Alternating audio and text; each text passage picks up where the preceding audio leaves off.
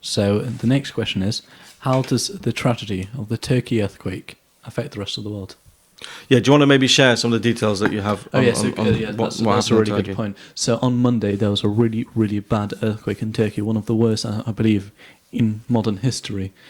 So far, over around 20,000 people have died, and experts estimate there may be 10 times more or quite a lot more. So it could be around 200,000 people have died, and only in a few days it's been 20,000, and that's a lot. There's several other points, like people are trying to help them. Scotland donated £50,000. UK, 50,000, 500,000, which even in itself is not that much. Let's be honest, that's barely any. It's generous, but they could be so much more generous. 500,000. In how much they're looking for, I doubt 500,000. And then UK will also match £5 million in donations, which is considerably larger, 10 times larger.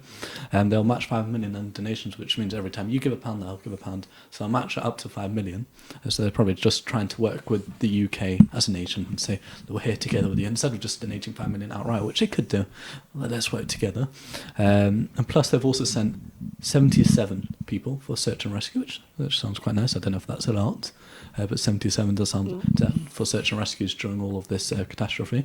And then 15 lead charities in the UK also running a fundraiser, I think for £5 million, and that the UK will match other £5 million. So that's just more details surrounding that. Yeah, look, I mean, the tragedy in Ukraine is really sad. It's clearly not Turkey. Sorry, Turkey. But Ukraine's also sad. Yeah, it was just on the last topic. Turkey, really, really sad. It's a natural disaster. I mean, there's no question about it. Conspiracy theorists will always say, who's behind it? But clearly this was a natural disaster. But tragedy has a funny way of bringing people together. That's what those are the thoughts I had. I mean, I don't know did you see that picture of the plane from Israel sitting on the tarmac next to the plane from Iran?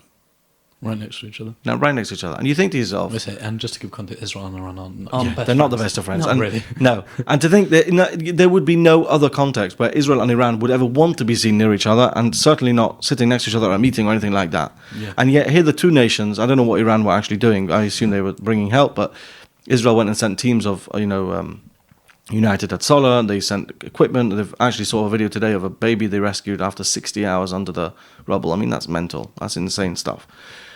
I think it's really heartwarming when you see the countries of the world recognizing there's a need here, and everyone steps up and tries to help them. And there's a certain togetherness that comes about as a result of that.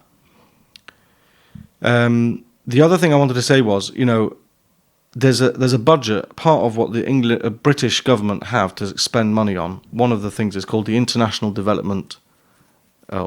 Aid. Can't remember what it's called exactly, International Development Fund, whatever it's called. It's basically taking money which taxpayers pay into the government and spending it on other countries of the world. And in the last number of years, especially around about Brexit time, there's been a huge debate about why should we be giving money to other countries in the world. Apparently we give to programs in China as well, right? And this is insane. That's very helpful. Yeah, because, China, they don't need our money. And, a lot of the money that America owe, actually, by the way, they owe to China. So it's all very complicated. And there's a big debate. Look, why have we got homeless people on the streets, right? And you're busy chucking millions at other countries.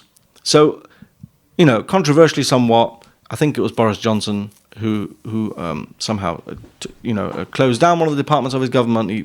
He froze the budget. He wasn't going to give. It's millions of pounds, certain percentage of whatever we turn over a year. But here's an example of where the international aid is so vital. And also, selfishly, how by giving international aid, you get a tremendous kickback. So just as an example, right? Imagine if Britain had this great war chest, so to speak, this great load of money which they could funnel towards a tragedy like this.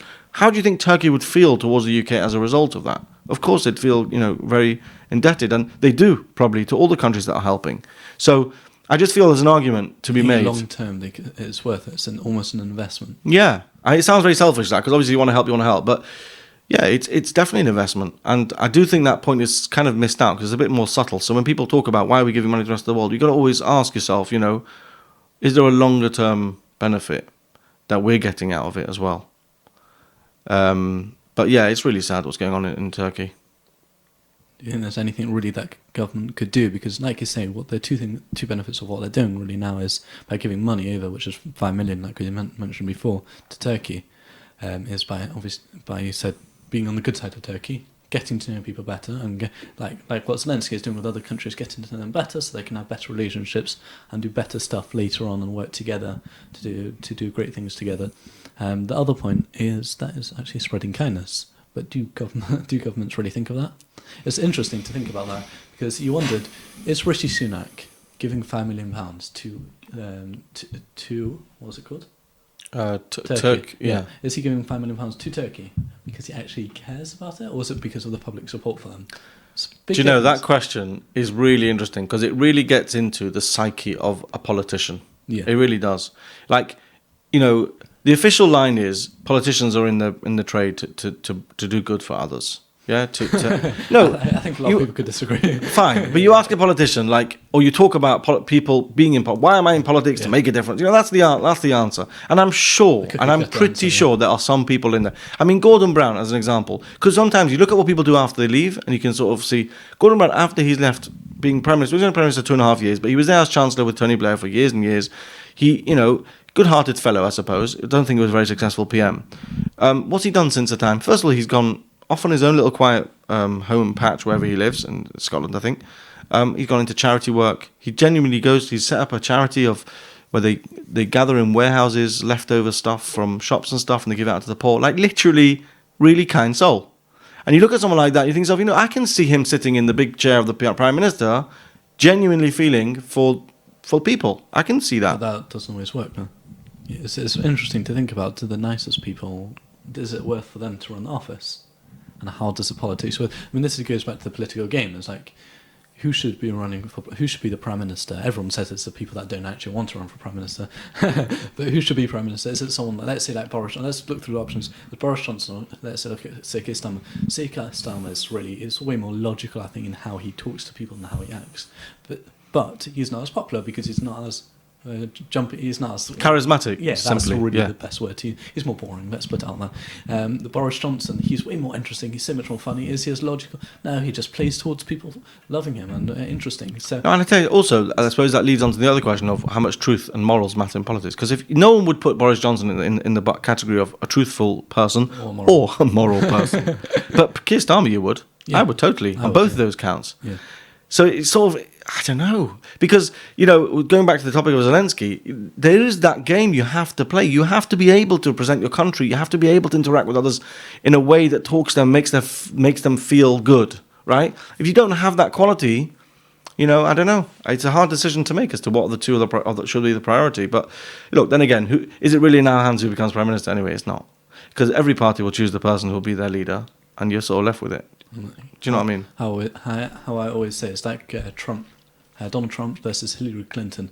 You don't really want both of them. You're just choosing the one that you hate the least. Yeah, that's literally that's how it works. Least bad option. Yeah, that's how it works, and that's not the best thing to have, but that's what we've got.